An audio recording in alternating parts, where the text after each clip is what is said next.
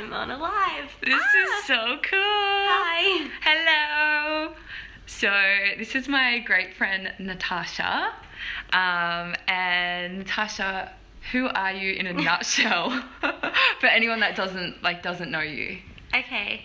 I'm I'm a human being, and I'm really passionate about the environment and animals. Yeah. Mostly. Yeah, 100%. And what is it that you love about like what you're doing? I love having knowledge or finding knowledge or learning things and then being able to share them.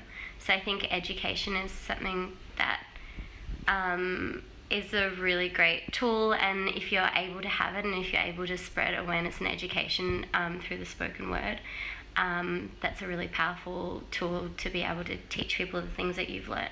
Yeah, and I think that like when people are educated about things, that's when they make the changes as well. Definitely. How do you see that being like an impact in the things that you're interested in? Like specifically, like I know that you've got Clean Cooking, which is like a vegan healthy page, and then you're also super environmentally conscious with like eco and sustainable and plastic free. So how do you see like education being like key to those things? I think that a lot of people maybe don't think about things until they learn about them, and you can see that definitely in things like SeaWorld, like going to see dolphins in captivity, unless you understand that dolphins communicate with sonar, and when they try to speak and it bounces off the walls of the pool, that it's almost like being in a jail cell with someone like hitting a pan next to your head, and that's like a really horrible way to be alive, and that how many miles a day they're capable of swimming, and if they're confined to a tank, that is a really, really sad life. And if you don't know that, or if you're not educated about that, about the dolphins, then you might go to a park and be like, I love dolphins, I'm going to watch them do a show, and not know how cruel it is for them to be there, and not understand that you're supporting something that is so cruel. And I think that, for example, is something that you could so easily take part in and support if you didn't know otherwise. So that's where awareness and education comes in, and when you understand that that isn't okay, then you won't support it, and that's just a matter of being educated about it. Yeah, totally. So what was it that like got you into educating people in these things? I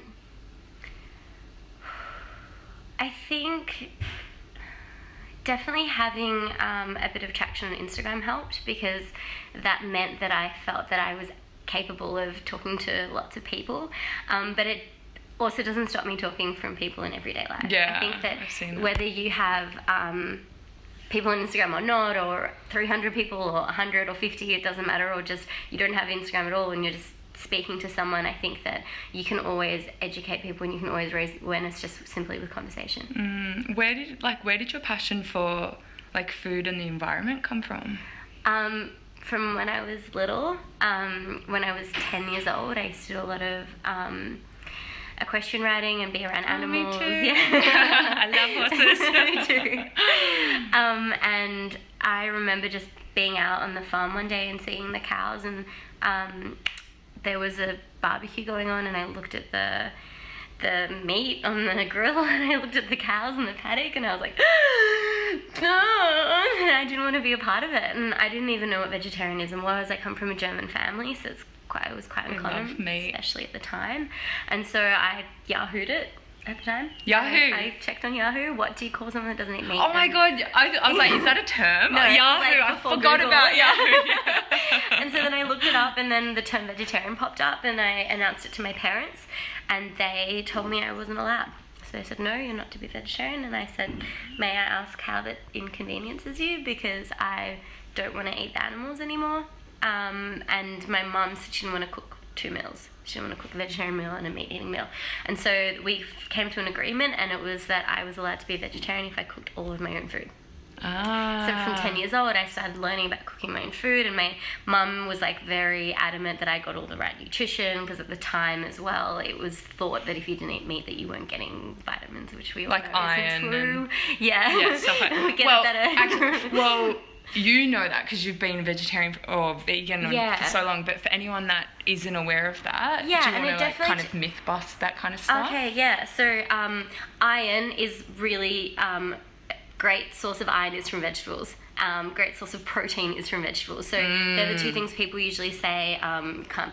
Oh, what about your protein deficient? Firstly, you can't be protein deficient. Myth there, busted. Secondly, you can get a really good source of protein and iron from vegetables and grains. And a better combination, you can't absorb iron without vitamin C. If you eat leafy greens, they have iron and vitamin C in them, and your body's like, yeah, yummy, and it can absorb that a lot easier. So there's definitely nothing that that I'm missing out on, but that took time to learn, and there was also a gradual process of learning about nutrition, learning what learning like what works for me. And I know some people become vegetarian and maybe don't feel great, and that's because their body's transitioning to, we're adaptive humans and transitioning to a different diet, and that might make them not feel right for... It could be the detoxing period as well. Detoxing as well. Yeah. There's a lot of negative things in meat, stress hormones and whatnot that... And the fear. That's what got me off it. I think I did a post ages ago about that. Like, it was... I remember speaking to a girl when I was working at Quickie, and she was a veggie, and I was like, what do you eat? As if it was like, oh, there must be nothing to eat. And now I'm like... You're eating 4 less things. Like, you have everything to eat. But what got me into it was realising that, the stress hormones of when the animal's dying and how terrified it is, and that fear being frozen in the flesh, and then we're eating that vibration of fear. And I was just like, because I'm so into energy and energy healing, I was like, I've got enough of my own fear. I don't need also something that fear. You can read online, scientific papers, aside from the spirituality behind it, of you eating something that's been... killed prematurely, it's also scientific cortisol. that there's cortisol in there, and you're consuming something that is really negative, and that's then what you're absorbing. What got you... So where did the earth... of course, everyone loves the earth, but where did the passion come from for the plastics and stuff? I think it's all tied in. So I think I also work with different charities with children as well. So I think, there's the love for mankind aspect. There's the love for animals, and believing that all, beings deserve to be treated well and with love and kindness, and also the planet. And I think we are all one. So I think caring for one thing goes hand in hand with caring for another. And I think to protect the planet that we and the animals live on comes within having a love for ourselves and each other and living beings. So I think that all ties in, and that's also something when I was young. I would go to the store after school with friends, and they would take a plastic bag to buy some candy, and I'd be like, no, don't take the plastic bag. And they'd be like, but I want to carry it in the plastic bag. And I'm like, I'll carry it for you with my hand. Like, let's save the planet. And everyone thought I was crazy. So, that's definitely just something that I've grown up believing. It's inherent. And then I've just been learning, and there's a lot of things that I didn't know until a few years ago as well, and it wasn't until I did a plastic free July challenge where I was very cautious of not using plastic in every way possible. And then it wasn't until I was like, okay, 30 days, 0 plastic, absolutely no plastic you can use, that and that taught me that my toothpaste is in a plastic tube, and that's something that I hadn't thought about before those 30 days. So doing that a few years ago really taught me to do a lot more and find more ways to avoid it and ways to go around it. And it's not until I put that challenge on myself where I was like 0, not just like, oh, when you have to, but I wish I didn't. Absolutely 0 is when I learned all of these new ways, and then I realized how easy it is. Cool. Yeah. So the challenge got it happening. The challenge got it happening to the next level. Yeah. Yeah. Cool. So what's your hot tip for someone that's coming into this space and they might be like, oh, this is really overwhelming, there's everything to change? What's your hot tip? That don't stress and take it easy. You don't have to do everything at once. And there's a lot of, whether it's becoming plant-based or vegetarian, or whether it's, trying to live 0 waste or close to, or plastic free, it's really easy to be like, this thing's really hard and I can't do it, so I won't do it at all. And I think that can be really disheartening, and you're like, oh, this seems really extreme and hard, and you can just start slowly. And no one's perfect, and I'm not at all, in no means.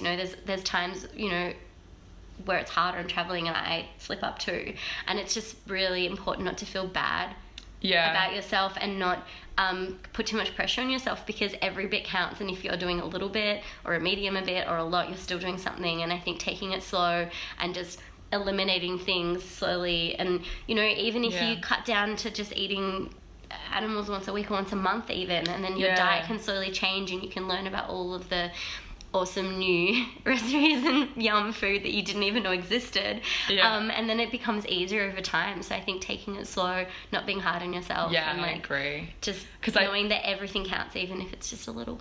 Yeah, totally. And I think Leo put that in before the flood. He was like, even if you just like switch to white meat rather than red meat, like he was making it easy for people, like cool, like a change needs to happen. No, not the chicken. Yeah, no.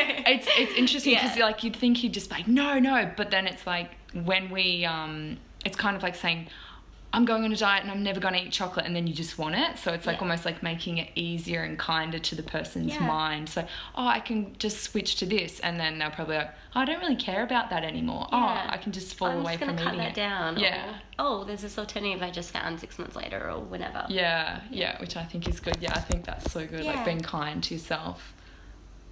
We were both like mid-thought then, like, if anyone has any questions, let us know. I'm trying to read. Interesting. Ooh. Toothpaste recommendations. Yeah. Oh, toothpaste. Yeah. DIY. So, it's really easy. I like using activated charcoal, because it whitens your teeth. Also detoxifying. So I like to make like get a little glass jar, and then I add a little bit of bicarb of soda, not too much because it'll taste yucky. And it foams up crazy. Yeah. And then coconut oil makes it creamy, and then I mix bicarb of soda, and then whatever you want to flavor it with. So like, I mean, clove and cinnamon are really good, antifungal, antibacterial. Mint, obviously, also good. Peppermint. If you want that mint like an taste. Oil, like a drop of the essential oil. A drop of the essential oil, and then mix it through, and that makes a really good just dip your tooth. I mean, you can make it as a powder, but I like adding the coconut oil. Yeah, I've just done the powder, like charcoal and bicarb, and wet the toothbrush and dip it in. Yeah, you can do that, or you can mix coconut oil through it, and then you get like a toothpaste consistency. And it's so affordable. Cheap. It's ridiculous. Yeah, and you can make it yourself. You can switch up the flavors. Yeah, really easy to make, and just refill a little jar, go to the box store, buy little bits of the ingredients, and then you just have it at home ready to go. Yeah. Any other questions? I need a pen and paper. You can watch that replay. Actually, you can make so many things from bicarb. It's like literally one of the best things. Like cleaning products. It's skin cleaning product. One of my favorites is an ancient Egyptian thing called gua sha. I don't know how to say it properly, but vodka and bicarb soda in a paste, and then I just put whatever essential oil, and it opens up all the pores in your skin and cleans it out and alkalizes. As well? Yeah, I use it on my face. And that way all the pores can sweat, which is the detoxification, an elimination channel, like sweating, weeing, pooing, and breathing. That's how everything gets out. So like if like the skin is all clogged up with stuff in it, then it's harder for our body to get yucky stuff out. So I really like that one. Oh, and you can make deodorant out of it. Because you have a hot bath or shower first and open the pores, then put it on. Either. I just put it on in the shower, like. Yeah. Deodorant's easy too. Bentonite clay is a really good one to mix with coconut oil or shea butter, and then a few drops of whatever essential oil you want to be smelling like, and then it's just like a cream. Rub it under your armpits, and be patient with that too, because it takes a little while to get used to. If you try it one time and it doesn't work, don't despair. Your body's just getting used to not using a hectic chemical. Oh, why would you not want to be using a hectic chemical under there? This is really important for women, actually. Yeah. Well, everyone, but women especially. Yeah, you can go. No, you go. Yeah, you go. Tell. Teddi. Well, my thing is, it's like right near our breasts and our lymph nodes, so all those toxins are going in there, and then they can create unwanted growths. Breast cancer. Yeah, you heard it. So, and also anything that goes on our skin is the biggest organ of our body, so we're absorbing everything. So every cream you put on, especially this huge organ here, you've got glands there, and to put something that's full of chemicals there is so toxic. So that's one of the number one things to switch over when you are moving into a more holistic or natural lifestyle. Deodorant and toothpaste are the two biggest ones, I think, to switch. Oh yeah, that's right. Really I remember when I went to aside from the thing. Oh, sorry. Aside from more the things to share. aside from the toothpaste being in plastic tube, it's also really toxic, and there's fluoride in there, which can like calcify your pineal gland and stop you from being able to think, which we don't want. Heaps of chemicals in toothpaste. So making your own toothpaste is also like just really good for your health and well-being, aside from avoiding the plastic. Yeah, totally. Yeah. It's nice how it all goes hand in hand, isn't it? It's like changing your diet, and then you start to look at, what are these food and chemicals doing to my body? Or like does this lotion have animal ingredients in it? Was it tested on animals? And like, what's a PEG? And like, what are these sulfites and parabens, and what are they doing to my body, and are they toxic? And then someone just asked moisturizer. I just use coconut oil or hemp oil or avocado oil or whatever oil I like. I'm into oils. I love putting it on before bed, because then it doesn't make your, say you're wearing something shiny, it might get sticky, but shower, put it on before bed, and then you're pretty much hydrated for the next 24 hours. I find. I've been using and pure shea butter is really shea butter, nice. And warm it up a bit in the palm and then put it on. That's so And again, good. if you want to smell, just add a few drops of essential oils to whatever oil or the shea butter that you're using, and mix it around, and then you've got yourself a nice, fragrant, natural lotion. So good, so good. What else have we got there? Oh, you were talking about Tyler. Oh, it was the same thing. On the toothpaste packet or the tube, there's a warning thing, like, if ingested, you can die. Like, and do not give to children. Don't give to. So it's like, and then cool. I'll put this in my mouth, but if I have more of this, I can die. Yeah. Like, it's like just like poisoning yourself gradually over all the years of your life. Like, it's yeah. Any more questions? Yeah. If you have any more questions, now's the time. I've been putting frankincense in my oils because it has anti-cancerous properties in it. So just by having that, and I always put it on the soles of my feet when I go to sleep, or have a frankincense bath, because it kills cancer. Cool. Like if you get the pure stuff and you put it under your tongue, it goes into your body and finds the cancer cells and kills them. So putting it onto your skin, which is sucking everything in, healing. Healing on the inside with healthy food, and healing on the outside with natural things on your body. So thanks for everyone joining. That was really, really nice to share your wisdom, and for everyone listening. And if people want to find you and find out more of this, amazing stuff that you're sharing, where do they find you? My personal page, which has lots of eco-friendly stuff, sustainable fashion. It's Natascha, spelled Natascha, Elisa, Elisa, Natascha Elisa. And then I have a cooking page where I put absolutely for free plant-based recipes, which is at Clean Cooking. Cool. Thank you, Tash. Thanks, everyone. Have an epic day. Bye.